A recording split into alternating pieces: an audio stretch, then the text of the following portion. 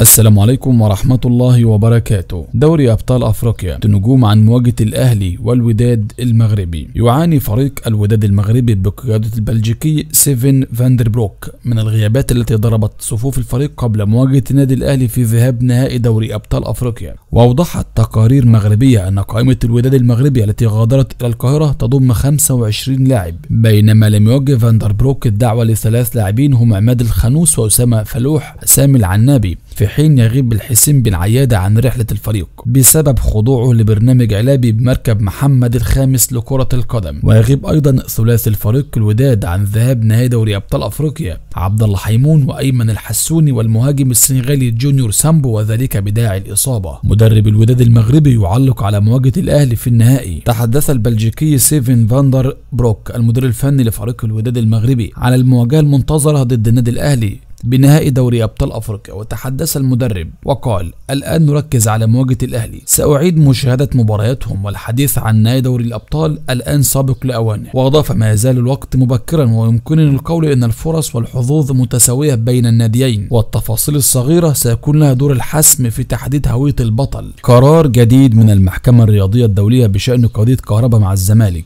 كشف مصدر مقرب من اللاعب محمود عبد المنعم كهربا لاعب الأهلي عن قرار جديد من المحكمة الرياضية الدولية كاس بشأن قضيته مع نادي الزمالك، والذي طالب بإيقاف اللاعب بسبب عدم سداد الغرامة حتى الآن، فيما طلب كهربا بمنح حمولة طويلة من أجل سداد ل 2,400,000 دولار. وقالت مصادر محكمة الكاس قررت تأجيل النظر في قضية الزمالك وكهربا إلى أواخر شهر يونيو أو شهر يوليو بدلا من الشهر الجاري، مضيفا أن القضية ستحسم بنسبة كبيرة خلال الشهر القادم. الأهلي يدخل معسكر مغلق استعدادا للوداد في النهائي الأفريقي. يدخل الفريق الأول بالنادي الأهلي معسكرا مغلقا اليوم الجمعة من أجل الاستعداد لمواجهة فريق الوداد المغربي المقرر إقامتها الأحد القادم في ذهاب نهائي دوري أبطال أفريقيا الذي سوف يقام على استاد القاهرة. وجاء قرار كولر بالدخول في معسكر مغلق لفرض مزيد من التركيز على اللاعبين وإبعادهم عن أي مؤثرات خارجية قبل النهائي الأفريقي، أملا في تحقيق نتيجة إيجابية في مباراة الأحد قبل السفر للمغرب لخوض موقعة الإياب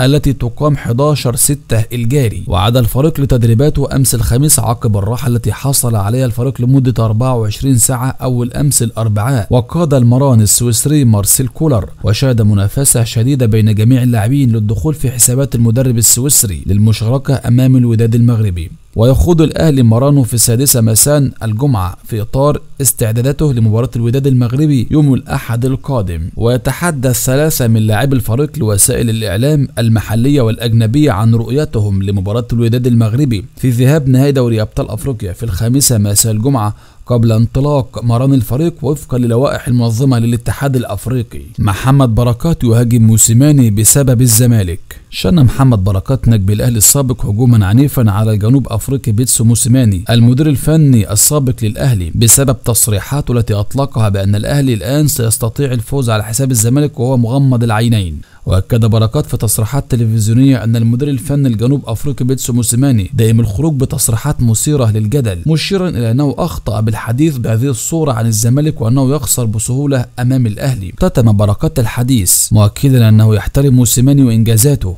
التي حققها، مشيرا إلى أن عليه أيضا الحديث بصورة أفضل عن الزمالك لأنه ليس فريقا صغيرا. وكان موسيماني المدير الفني لفريق أهلي جدة السعودي والذي لم يعرف مصيره مع فريقه الحالي. قد أعلن أنه تلقى عرضا من أجل تدريب الزمالك في الفترة المقبلة، إلا أنه رفضه بسبب عدم مناسبة التوقيت لهذا الأمر. أحمد دويدار الزمالك يفاوض 15 لاعب ويترقب موقف أيمن أشرف مع النادي الأهلي. قال أحمد دويدار نجم الزمالك السابق إن إدارة النادي دخلت في مفاوضات من أجل التعاقد مع 15 صفقة لتدعيم صفوف الفريق في فترة الانتقالات الصيفية القادمة من أجل تدعيم صفوف الفريق. وأوضح دويدار في تصريحات تلفزيونية أن الزمالك بدأ التجهيز لميركاتو ضخم سيشهد العديد من التعاقدات من أجل تدعيم الفريق، مشيرا إلى أن هناك 15 لاعب مرشحا للانضمام للزمالك. وقال لاعب الزمالك السابق أنه يأتي على رأس المرشحين لصفوف الزمالك يحيى جبران لاعب وسط الوداد المغربي مع التونسي محمد علي بن رمضان لاعب الترجي التونسي، مشيرا إلى أنهما أبرز العناصر التي رغب الزمالك في التعاقد معها. وأكمل دويدار أن الزمالك يترقب موقف أيمن أشرف مدافع النادي الأهلي الذي اقترب عقده من الانتهاء من الاستمرار مع الأهلي وتجديد تعاقده أو الرحيل من أجل التحرك لضمه من الزمالك. إدارة الأهلي ترفض رصد مكافآت استثنائية للاعبين قبل نهائي أفريقيا. تحفظت إدارة النادي الأهلي على رصد مكافآت خاصة أو استثنائية للاعبين لتحفيزهم على الفوز على فريق الوداد المغربي في ذهاب نهائي دوري أبطال أفريقيا، والمحدد له الأحد القادم على استاد القاهرة وسط حضور 50,000 مشجع. مصادر من داخل الأهلي إن الإدارة ترى أن الفريق قادر على تحقيق نتيجة إيجابية في موقعة الذهاب واستعادة لقب دوري أبطال أفريقيا الذي خسره الفريق في النسخة الماضية أمام نفس الفريق. وأكد أن السبب الثاني في تحفظ الإدارة بعدم رصد مكافآت خاصة هو الأزمة المالية التي يمر بها النادي وأغلب أندية العالم خلال الفترة الحالية، والذي يحول دون رصد مكافآت للاعبين خاصة في ظل الرواتب المرتفعة التي يتقاضاها أغلب لاعبي المارد الأحمر. واختتم أن الإدارة تخطط لزيادة المكافآت الخاصة بالبطولة في اللائحة المعروفة داخل الفريق حال التتويج باللقب دون رصد أي مكافآت استثنائية. في الختام ما تنساش اعمل لايك لهذا الفيديو، اشترك في قناة مملكة النادي الأهلي وفعل جرس التنبيهات علشان يوصلك المزيد من الفيديوهات. ما تنساش تصلي على النبي صلى الله عليه وسلم، وخصوصا ان اليوم الجمعة. اشوفكم على خير، السلام عليكم ورحمة الله وبركاته.